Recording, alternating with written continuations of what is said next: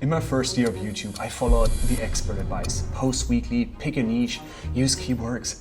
But my channel at the end was absolutely nowhere. Now, looking back, I realized that I was making 7 mistakes that nearly killed my channel. And it might be killing yours too. But once I fixed them, everything changed. I went from 0 to 100,000 subscribers in just 4 months. But let's start with the first mistake. Mistake number 1, not giving the algorithm what it wants. Last year, I called the director of product at YouTube, and we used to work together at Uber. So I thought, she will tell me the secrets of how can I crack the algorithm. And right into the call, I said, hey, look, I think I'm shadow banned. I've been posting every week. My videos are good, but I'm just not getting anywhere. Like, should I start a new channel? And she looked at me and she's like, dude, you don't need a new channel. You're not shadow banned. Just start posting things that people click on and that they keep watching. And I was like, wait, that's it? That's your secret advice? At first I was pissed, right? I thought she was holding back her secrets. But later I realized this is the secret. The success on YouTube comes down to 2 things. 1, do people click on your video? That's usually your title and your thumbnail. Study what is out there and then hire a professional thumbnail designer. 2nd, do people keep watching? And the number 1 way to keep people watching is to tell stories. Stories create curiosity, they build a connection, they keep people hooked. Once I focused on those 2 things, my channel exploded. But I guess the next mistake is probably the most common one I see for small creators. Mistake number 2, talking about small ideas. Now, early on, I made videos about small tactical things, like here are 3 exercises to tell better stories, or here are the 5 elements of a great story. Now, not bad topics, but too small to go viral.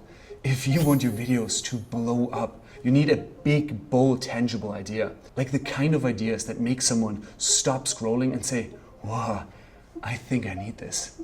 Now let me show you the difference. Instead of saying 1 way to boost views, say how I got 1 million views with 1 simple change. Or instead of saying here are 3 books for entrepreneurs, try to say 3 books that made my first 100,000. Now do you see the shift? One is a tip, the other one is a transformation. The bigger your idea, the bigger your reach. Mistake number 3, solving a nice to have. A few weeks ago, a friend asked me if I could help him grow his channel. And I said, yeah, cool, obviously. What's your channel about? And he said, well, I want to help people become more trustworthy. And I asked, okay, but that's cool, but what is the problem that you're solving for? He paused and he said, well, that people are not trustworthy enough. And I told him, dude, no one is on YouTube at 2 in the morning thinking, how do I become more trustworthy? That's not a pain point. It's a nice to have. If you want to grow your channel, solve real problems. Problems that people feel in their gut. They're like, why don't people listen to me? How do I speak with more confidence? Why are my videos getting no views? Those are pain points. If your video is not addressing that core pain point or frustration, your videos will go nowhere. Mistake number 4, trying to be too original. That one cost me so much time. I tried to reinvent the wheel every single time. New title, new concept, new hook, but most of it just flopped. Then I realized smart creators, they don't start from scratch. They reverse engineer what already works.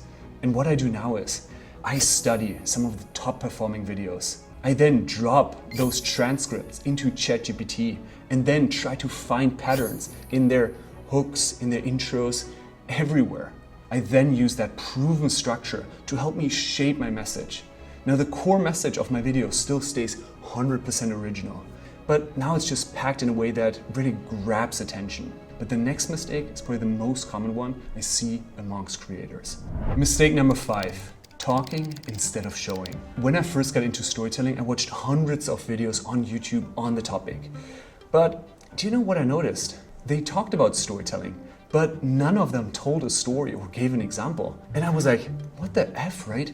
How can you talk about storytelling but not share a single story? And I realized that this isn't just a storytelling problem, it's a general creator problem. People talk about the things, but they don't show the things in action.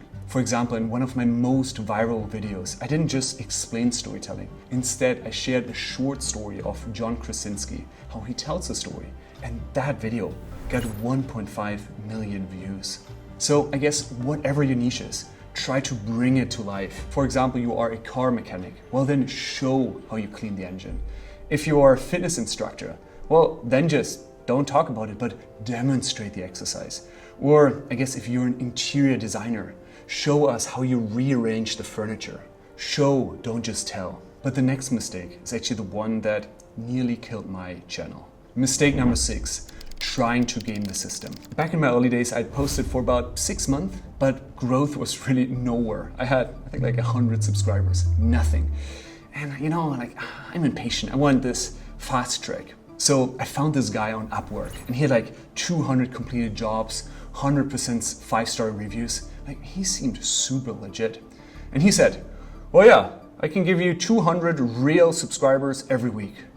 And when I heard this, I was like, ooh, cool, right? I want 200 real subscribers every week. And yeah, I was just desperate. And so I said yes. 1 month later, I had 800 new subs. I was like, hell yeah, that stuff works. But then I checked some of the subscribers. And it was like, Cooking with Nithya, The Gaming Hub, Makeup Toronto. And I was like, dude, this is not my target audience. Obviously, that had nothing to do with my niche of storytelling. But here's the problem. The moment I published a video, well, YouTube showed that to my subscribers first. Obviously, they had zero interest in my videos on storytelling because, well, they cared about videos on cooking or gaming.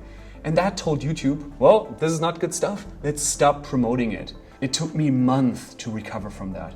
So please don't try to game the system. Mistake number 7, not batching my content. In my first year, YouTube took over my life. Like, I would script on Monday, then I'd record on Tuesday, then I'd edit on Wednesday. 1 week took me full 3 days. And then it got like 200 views. And I thought, dang, like that is a terrible return on investment. I'm a business guy.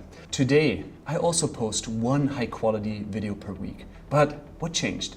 Today, I spend 3 hours on this per week. 3 hours on my entire content creation. So what do I do differently? First, I spend about 2 hours per week writing 1 script. I then take that script and discuss it with my coach, Jacob. And that's pretty much it for that week. I do nothing more than that.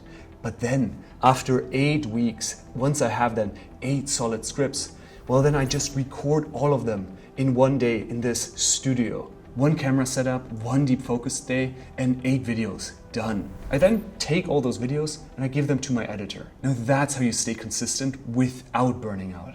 Look, those 7 mistakes nearly killed my channel. But once I fixed them, everything changed. But still, my biggest unlock, storytelling. Storytelling has helped me more than anything else boost my retention, go viral, and grow my business at the end. But I know storytelling can sometimes feel pretty overwhelming when you're just starting off. If you want some tips on how to become a magnetic storyteller, check out this next video where I share my favorite storytelling techniques. See you there.